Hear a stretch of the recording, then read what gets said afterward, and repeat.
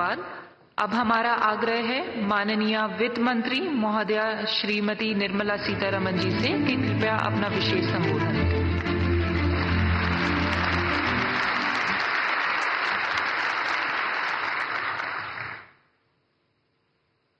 Respected Prime Minister,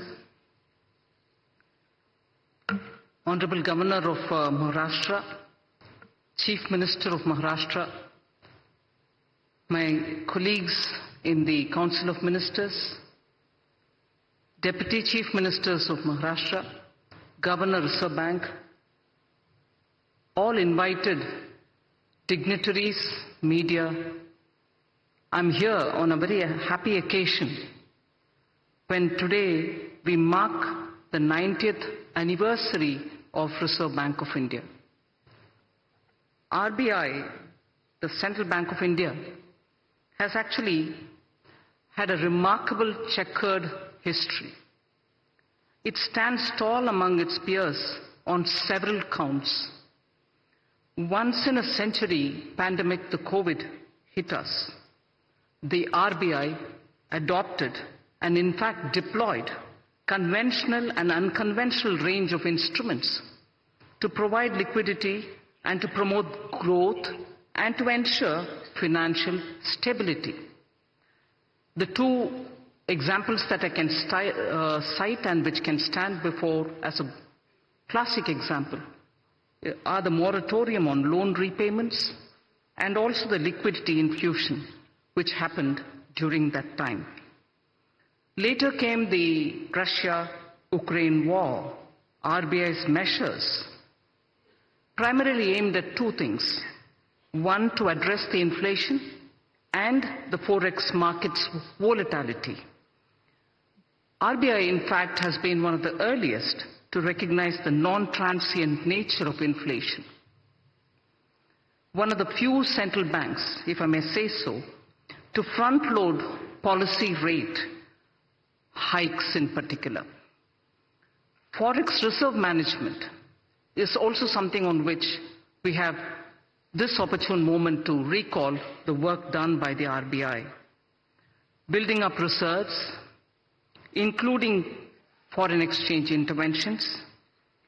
In the past few years, India's capacity to manage and also to take care of external imbalances and uncertainties have significantly improved purely because of the professional management of the RBI.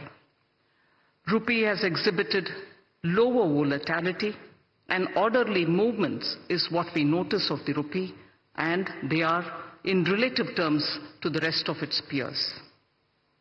Managing India's banks is something which I'll recall at this time. A decade ago, balance sheet problem, today is a balance sheet advantage, and that advantage accrues to our economy. Collaborative effort of the Government of India and RBI, the asset quality management, prompt corrective action framework are all great functions well carried out by our true regulator of the banks, Reserve Bank of India. Fiscal and monetary policy coordination, as always, the Government of India is one of the governments like very many others, and RBI manages its debt, which is very important for government. Inflation management, despite monetary tightening pressures and the measures which have been taken for monetary tightening, has stabilized the G-Sec yields, which is very important for the economy. The stability in G-Sec markets has contributed to overall financial market resilience and investor confidence in the Indian economy. Lastly, the Bank of International Settlements, BIS, has mentioned significant role played by RBI in a very unconventional point. RBI's role in anchoring inflation expectations using communication policy is significant, is what the BIS has said. And I am sure not one in this audience would disagree with that. Apart from forward guidance, It was used for explaining the rationale. The policy of communication management has been used for explaining the rationale for the measures taken by the RBI.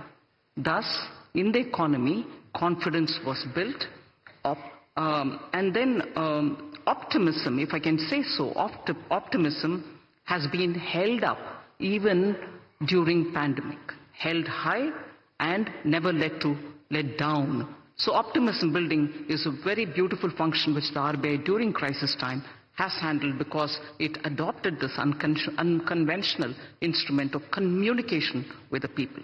And final word, institutional integrity is something which I would credit the RBI, and among very many central banks, India's RBI, for its institutional credibility, needs a big applause in the 90th anniversary. Thank you very much.